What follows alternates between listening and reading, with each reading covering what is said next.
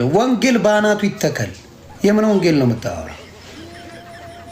ክብር ይበልጣል። ወንጌል ይላሉ እንዴ? ወንጌል አይደል እንዴ?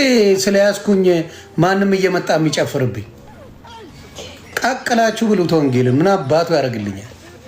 በክብሬ አልደራደርም። እኔ ከወንጌል የራሱን ክብር ያስበልጣል። ስለዚህ ይሄ ሰውዬ በውስጡ እምነት አልገባም ማለት ነው። ያንተን መረገጥና ያንተን ክብር በዚህ ውስጥ ምን አገባው? ገባ? ብዙ አባቶቻችን ለዚህ ወንጌል ብለው ራሳቸውን ሰውቷል፣ ደማቸው ፈሷል፣ ብዙ ዋጋ ከፍሏል። አንተ ግን ለራስህ ክብር ትጨነቃለህ።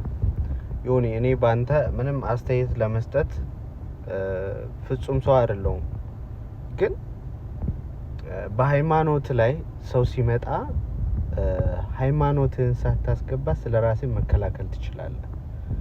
ግን ወንጌል በአናቱ ይተከል ማለት የምትክድበት ጊዜው ደርሷል ማለት ነው። ስለዚህ ወንድሜ ከእንደዛ አይነት ነገር ከብዙ ነገሮችና ከብዙ ወሬዎች ብትቆጠብ ይሻልሃል። አሁንም ቢሆን እግዚአብሔር ይበልጣል ከምንም ነገር። ቲክቶክም ቢሆን ሰዎችም ቢሆን ሁሉም ነገር ያልፋል። የማያልፈው የእግዚአብሔር ቃል ብቻ